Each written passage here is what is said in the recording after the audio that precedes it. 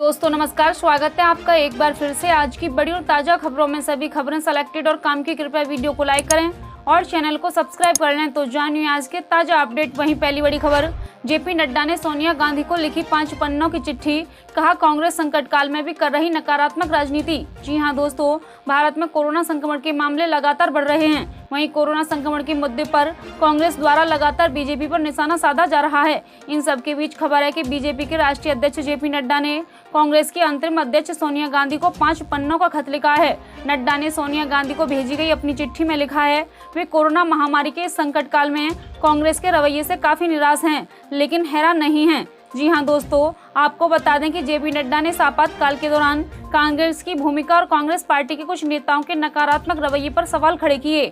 वहीं बीजेपी राष्ट्रीय अध्यक्ष का कहना है कि कांग्रेस के नेताओं ने भारतीय वैक्सीन का मजाक उड़ाया। नड्डा का कहना है कि कोरोना महामारी के वक्त भी नकारात्मक राजनीति की जा रही है, जिसका वे विरोध करते हैं। जी हां दोस्तों, गौरतलब है कि पिछले काफी समय से कांग्रेस देश में कोरोना संक्रमण की बढ़ती रफ्तार और मरीजों को हो रही परेशानी को लेकर मोदी सरकार पर हमलावर है। वहीं सोनिया गांधी ने बाकायदा इसे लेकर चिट्ठी भी लिखी थी। अगली बड़ी खबर, कांग्रेस पर बरसे बीजेपी सांसद तेजस्वी सूर्या, कहा बेड घोटाले को लेकर सांप्रदायिक रंग की कोशिश की गई। जी हां दोस्तों, बेंगलुरु दक्षिण के सांसद तेजस्वी सूर्या ने सोमवार को आरोप लगाया कांग्रेस और इसको इकोसिस्टम ने कोविड-19 के मरीजों के लिए सरकारी और निजी दफ्तरों में बिस्तर आवंटन को सुगम बनाने के प्रयास को बाधित करने की साजिश रची है। वहीं भाजपा युवा मोर्चा के अध्यक्ष सूर्या ने ही हाल में कोविड रोगियों के लिए अस्पताल में बेड ब्लॉक करने से संबंधित कथित घोटाले को उजागर किया है। हालांकि उन्हें इस बात के लिए गंभीर आलोचना का भी सामना करना पड़ा। उन्होंने लाइव स्ट्रीम कार्यक्रम के दौरान कथित तौर पर सरकारी अधिकारियों से यह पूछा, कोविड वार रूम में 16 मुस्लिम को नौकरी कैसे मिली, और इस मुद्दे को सांप्रदायिक रंग दिया। जी हां दोस्तों, सूर्या ने आज अपने रुख को स्पष्ट करते हुए कहा, जब मैं कमियों को उजागर करके और उसे ठीक करके अस्पताल के बिस्तर की बुकिंग में अनियमितताओं को रोककर हजारों लोगों को बचाने का प्रयास कर रहा था, जब एक गंभीर मुद्दे को लेकर सामने ला रहे थे जिसमें हाईकोर्ट और लोकायुक्त के स्वयं संज्ञान लिया, तो कांग्रेस पार्टी और इसके इकोसिस्टम ने एक बार झूठ बोलकर उस मुद्दे को भटकाने की कोशिश की। उन्होंने कोविड-19 उपचार के लिए अस्पताल में बेड की बुकिंग के वास्ते मोबाइल ऐप आधारित नई प्रौद्योगिकी के बारे में बताने के लिए संवाददाता सम्मेलन किया। अगली बड़ी खबर, असदुद्दीन ओवैसी ने ऑक्सीजन वैक्सीनेशन पॉलिसी पर केंद्र सरकार को ऐसे घेरा। जी हां दोस्तों, देश में लगातार कोरोना संक्रमण के चलते स्थिति भयावह बनी हुई है। कोरोना के कहर के चलते देश की स्वास्थ्य सेवाएं लड़खड़ाती हुई नजर आईं, जबकि लोग इस महामारी की चपेट में आकर दम तोड़ रहे हैं। देश के कई राज्यों में जहां एक और ऑक्सीजन की भारी किल्लत है, तो दूसरी तरफ वैक्सीन की कमी के चलते तीसरे चरण में अभी तक सभी लोगों का वैक्सीनेशन शुरू नहीं हो पाया। जी हां दोस्तों, इस बीच AIM के चीफ असदुद्दीन ओवैसी ने सोमवार को केंद्र सरकार पर हमला बोला। उन्होंने वैक्सीनेशन पॉलिसी को लेकर केंद्र को विफल करार दिया। ओवैसी ने समाचार एजेंसी ANI में कहा, केंद्र सरकार वैक्सीनेशन पॉलिसी में फेल हो रही है। वह राज्यों और केंद्र शासित प्रदेशों को ऑक्सीजन मुहैया कराने में विफल रही है, क्योंकि वैक्सीनेशन की सप्लाई पूरी तरह से उनके पास एक्सक्लूसिव है। अगली बड़ी खबर, मोदी के मंत्री बोले कोरोना की दूसरी लहर भारत को इस कदर प्रभावित करेगी, WHO को भी नहीं था अंदाजा। जी हां दोस्तों, कोरोना की दूसरी लहर ने देश को बुरी तरह से प्रभावित कर दिया। रोज लाखों नए मामले सामने आ रहे हैं, हजारों मरीज की इस महामारी के कारण जान जा रही है। केंद्र सरकार पर लगातार इसे नजरअंदाज करने का आरोप लग रहा है। विपक्षी दलों का कहना है कि सरकार कोरोना की दूसरी लहर का अंदाजा लगाने में पूरी तरह से विफल है। हालांकि नरेंद्र मोदी सरकार ने केंद्रीय गृह राज्य मंत्री जी किशन रेड्डी ने सोमवार को कहा था, विश्व स्वास्थ्य संगठन सहित कोई भी यह अनुमान लगाने में सक्षम नहीं था कि कोरोना की दूसरी लहर भारत को इतना प्रभावित कर देगी। उन्होंने यह भी कहा, भारत बहुत जल्द कोरोना की दूसरी लहर से बाहर निकल पाएगा। जी हां दोस्तों, रेड्डी ने तेलंगाना की भुवनगिरी जिले के बीबी नगर में अखिल भारतीय आयुर्विज्ञान का दौरा किया, जहां उन्होंने कोरोना उपचार का जायजा लिया। मीडिया कर्मियों को जानकारी देते हुए उन्होंने कहा, केंद्र सरकार में कोविड-19 के प्रसार को रोकने के लिए सभी आवश्यक कदम उठा रही है। लोगों के सहयोग से भारत कोविड की पहली लहर को पार पाने में सक्षम हुआ है। बहुत जल्द दूसरी लहर से भी हम बाहर निकल पाएंगे। WHO सहित कोई भी यह अनुमान लगाने में सक्षम नहीं था कि कोविड की दूसरी लहर इतनी ज्यादा प्रभावित करेगी। इसलिए आप और हम सभी अपने घरों में रहें और सुरक्षित रहें। अगली बड़ी खबर, महाराष्ट्र के पूर्व गृह मंत्री अनिल देशमुख के खिलाफ ED ने दर्ज किया केस, CBI के FIR को बनाया आधार। जी हां दोस्तों, परिवर्तन निदेशालय ने महाराष्ट्र के पूर्व गृह मंत्री अनिल देशमुख के खिलाफ मनी लॉन्ड्रिंग का मामला दर्ज किया। प्रवर्तन निदेशालय ने CBI के FIR के आधार पर मामला दर्ज किया गया। न्यूज एजेंसी ने बताया कि यह जानकारी दी है। इससे पहले बॉम्बे हाई कोर्ट ने भ्रष्टाचार के मामले में सीबीआई की एफआईआर को चुनौती देने वाली महाराष्ट्र के पूर्व गृह मंत्री अनिल देशमुख की याचिका को खारिज कर दिया था। हाई कोर्ट ने अनिल देशमुख को निर्देश दिया था कि अगर जरूरत पड़ी तो उनके केस की तत्कालिता के आधार पर हाई कोर्ट की वैकेनेशन बैंक और स्थानांतरित किया जाएगा। जी हां दोस्तों, आपको बता दें कि मुंबई के पूर्व पुलिस कमिश्नर परमजीत सिंह ने करीब 1.5 महीने पहले राज्य के मुख्यमंत्री उद्धव ठाकरे को लिखे एक लेटर में आरोप लगाया था। अनिल देशमुख ने ही मुंबई पुलिस के निलंबित अधिकारी सचिन वाजे को हर महीने 100 करोड़ रुपए की वसूली का टारगेट दिया था। अनिल देशमुख ने आरोपों से इनकार किया था, लेकिन बॉम्बे हाईकोर्ट की ओर से सीबीआई जांच के आदेश के बाद देशमुख को पद से इस्तीफा देना पड़ा।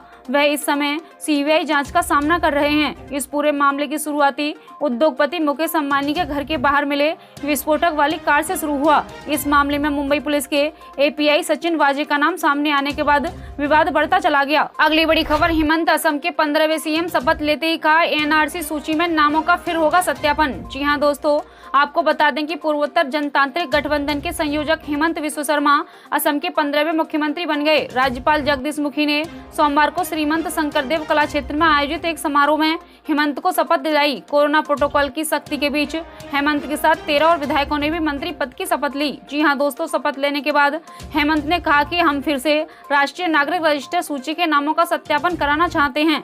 हम उल्फा के कमांडर को शांति वार्ता के लिए आमंत्रित करते हैं। शपथ लेने वाले 10 भाजपा से हैं, जिनमें पार्टी के राज्य प्रमुख रंजीत कुमार दास और निवर्तमान मंत्री रहे चंद्र मोहन पटवारी, परिमल शुक्ला वैद्य, जोगेश मोहन और संजय किशन भी हैं। मंत्री बनाए गए चेहरों में रणोल पेगू, विमल वरोहा और कैबिनेट में एकमात्र महिला अजंता नियोग है। जी हां दोस्तों, वहीं गठबंधन साझेदार एजीपी से अतुल बोरा और केशव महंत, यूपीपीएल से पूर्व राज्यसभा सदस्य यूजी ब्रह्मा ने शपथ ली है। बोरा और महंत भूतपूर्व सरकार के मंत्री थे। समारोह में भाजपा के राष्ट्रीय अध्यक्ष जेपी नड्डा, पिछली सरकार के मुख्यमंत्री सर्बानंद सोनोवाल, केंद्रीय मंत्री जितेंद्र सिंह और रमेश तेली, नागालैंड के मुख्यमंत्री नेफ्यू रियो और असम कांग्रेस के प्रमुख रिपुड़ा बोरा भी थे। जी हां दोस्तों, हेमंत विश्व शर्मा ने कहा कि असम के समीपवर्ती इलाकों के जिन लोगों के नाम एनआरसी में शामिल हैं, वे उसमें से 20% नामों का सत्यापन करना चाहते हैं। इसके अलावा अन्य इलाकों में 10% नामों का फिर से सत्यापन होगा। जी हां दोस्तों, हेमंत ने कहा कि मैं उल्फा के commander in chief Paresh Barua से शांति वार्ता के लिए आगे आने का आग्रह करता हूं। दोनों पक्षों को शांति वार्ता के लिए आगे आना होगा। हमारा लक्ष्य है कि 5 वर्षों में असम को देश के 5 शीर्ष राज्यों की सूची में शामिल करवाना है। अगली बड़ी खबर, कोरोना के कहर के बीच राहुल गांधी का पीएम मोदी पर फिर बार सिर्फ सेंट्रल विस्टा दिखाने का गुलाबी चश्मा उतारिए। जी हां दोस्तों, भारत में कोरोना वायरस की दूसरी लहर के कहर के बीच कांग्रेस नेता राहुल गांधी ने एक बार फिर प्रधानमंत्री नरेंद्र मोदी पर निशाना साधा। उन्होंने मंगलवार को ट्वीट करते हुए लिखा कि सिर्फ सेंट्रल विस्टा दिखाने वाली गुलाबी चश्मा को उतार दीजिए। राहुल गांधी ने ट्वीट किया, नदियों में बहते अनगिनत सब अस्पतालों में लाइनें, मिलों तक जीवन सुरक्षा का छीना हक। पीएम वो गुलाबी चश्मे उतारकर जिससे सेंट्रल विस्टा के सिवा कुछ नहीं दिखता। बता दें कि बिहार के बक्सर में गंगा नदी के कई शव बहकर आए। हालांकि वहां के स्थानीय प्रशासन ने पल्ला झाड़ते हुए कहा कि ये लाशें यूपी से बहकर आ रही हैं। बता दें कि राहुल गांधी और प्रियंका गांधी समेत कांग्रेस का कई नेता सेंट्रल विस्टा प्रोजेक्ट को लेकर पीएम मोदी सरकार पर निशाना साध रहे हैं। सोमवार को कांग्रेस महासचिव प्रियंका गांधी वाड्रा ने सेंट्रल विस्टा परियोजना को लेकर सोमवार को केंद्र सरकार पर निशाना साधा था और सवाल किया था, देश में कोरोना महामारी के संकट के समय प्रधानमंत्री नए आवास के लिए पैसे खर्च क्यों कर रहे हैं। उन्होंने ट्वीट किया, प्रधानमंत्री का नया आवास और सेंट्रल विस्टा की लागत 20,000 करोड़ रुपए है। इतने पैसे में टीके की 62 करोड़ खुराक आ सकती हैं। 22 करोड़ रेमडेसिविर आ जाएगा, 10 लीटर के 3 करोड़ ऑक्सीजन सिलेंडर आ जाएंगे, 13 एम्स बन जाएंगे। फिर ये क्यों हो रहा है। अगली बड़ी खबर, किसान आंदोलन में कुछ नेताओं को थी महिला कार्यकर्ता के यौन उत्पीड़न की जानकारी। अब संयुक्त किसान मोर्चा करेगा जांच। जी हां दोस्तों, आपको बता दें कि संयुक्त किसान मोर्चा ने कहा कि इस आरोप की जांच करेगा। उसके कुछ नेताओं को टिकरी बॉर्डर प्रदर्शन पर एक महिला कार्यकर्ता की कथित तौर पर यौन उत्पीड़न के बारे में जानकारी मिली थी, जिसके बाद हरियाणा के एक निजी अस्पताल में कोविड-19 के कारण मृत्यु हो गई। जी हां दोस्तों, किसान नेता योगेंद्र यादव ने एक ऑनलाइन संवाददाता सम्मेलन में कहा, हमने टेलीविजन पर यह खबर देखी थी कि टिकरी बॉर्डर पर कुछ किसान नेताओं को उत्पीड़न के बारे में जानकारी थी और उन्होंने कोई कदम नहीं उठाया। हम वर्तमान में इन खबरों की पुष्टि नहीं कर सकते, लेकिन हम आपको आश्वासन देते हैं, हम इन आरोपों की जांच करेंगे और कड़ी कार्रवाई करेंगे। जी हां दोस्तों, संयुक्त किसान मोर्चा में उन खबरों को लेकर कहा गया कि वह महिलाओं के खिलाफ हिंसा को बिल्कुल भी बर्दाश्त नहीं करता, जिसमें कहा गया था कि पश्चिम बंगाल की रहने वाली महिला कार्यकर्ता का यौन उत्पीड़न किया गया था। यादव ने कहा कि किसानों के संगठन को कथित उत्पीड़न के बारे में तब पता चला जब पीड़ित के पिता, जो संवाददाता सम्मेलन में मौजूद थे, 2 मई को उनसे मिलने आए। उन्होंने कहा, पिता 29 अप्रैल को दिल्ली पहुंचे और महिला से मिले, जिसकी हालत काफी गंभीर थी। महिला ने निधन से पहले उसके बारे में बताया। महिला का 30 अप्रैल को निधन हो गया। अगली बड़ी खबर, भ्रष्टाचार का आरोप लगाने वाले पुलिसकर्मी ने बताया जान को खतरा, मांगी परिवार की सुरक्षा। जी हां दोस्तों, मुंबई के पुलिस आयुक्त परमबीर सिंह और अन्य अधिकारियों के खिलाफ भ्रष्टाचार का आरोप लगाने वाले पुलिस अधिकारी भीमराव खडगे ने जान का खतरे का दावा देते हुए स्वयं के लिए, अपने परिवार के लिए सुरक्षा मांगी है। अकोला में तैनात खडगे ने सुरक्षा मुहैया कराए जाने की मांग को लेकर मुख्यमंत्री उद्धव ठाकरे से, राज्य के गृह मंत्री दिलीप वलसे पाटिल और राज्य के पुलिस महानिदेशक को पत्र भेजा है। उन्होंने एजेंसी में फोन कर कहा, मुझे, मेरे और मेरे परिवार के आरोपियों को जान का खतरा है। मैंने स्वयं के लिए और अपने परिवार के सदस्यों के लिए सशस्त्र पुलिसकर्मियों की सुरक्षा प्रदान करने की मांग की है। मेरे परिवार के सदस्य मुंबई के पास कल्याण में रहते हैं। वहीं खडगे ने दावा किया, मैं यहाँ अकोला में तैनात हूँ, जबकि मेरा परिवार कल्याण में रहता है। मैं इनको लेकर चिंतित हूँ, क्योंकि वे लोग कुछ भी कर सकते हैं। पुलिस निरीक्षक खडगे ने कहा कि उन्हें कोई धमकी भरा फोन कॉल या संदेश प्राप्त नहीं हुआ। उन्होंने कहा, लेकिन कोई आपको हमला करने से पहले सूचना नहीं देगा। अगली बड़ी खबर, दूसरी कंपनियों से भी वैक्सीन का फॉर्मूला शेयर करें। केजरीवाल पीएम मोदी को लिखी चिट्ठी में दिया सुझाव। जी हां दोस्तों, दिल्ली के मुख्यमंत्री अरविंद केजरीवाल ने मंगलवार को एक चिट्ठी लिखकर प्रधानमंत्री नरेंद्र मोदी को सुझाव दिया।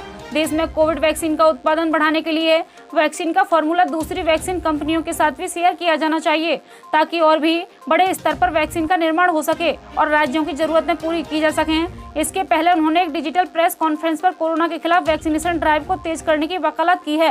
उन्होंने कहा कि देश में युद्ध स्तर पर वैक्सीन उत्पादन करने की जरूरत है और इसके लिए वैक्सीन निर्माण का काम बस 2 कंपनियों के पास नहीं रहना चाहिए। उन्होंने कहा कि अभी हम 1.25 लाख डोज लगा रहे हैं, इनको 3 लाख रोजाना करने का लक्ष्य है, लेकिन बड़ी समस्या आ रही है, वो है वैक्सीन हमारे पास कुछ भी दिन की बची है और यह समस्या देशव्यापी है। उन्होंने आगे कहा कि कुछ राज्य तो ऐसे हैं जहां वैक्सीन होने के कारण टीकाकरण शुरू भी नहीं हो पाया। टीकाकरण होने वाली 2 कंपनियां हैं जो महीने में 6 से 7 करोड़ वैक्सीन बनाती हैं। अब जरूरी है कि भारत में वैक्सीन उत्पादन युद्ध स्तर पर बढ़ाई जाए। जी हां दोस्तों, ये थी अब तक की बेहद बड़ी खबरें। कृपया वीडियो को लाइक करें, शेयर करें और चैनल को सब्सक्राइब कर लें। जल्दी मिलते हैं बड़ी अपडेट के साथ, तब तक के लिए धन्यवाद।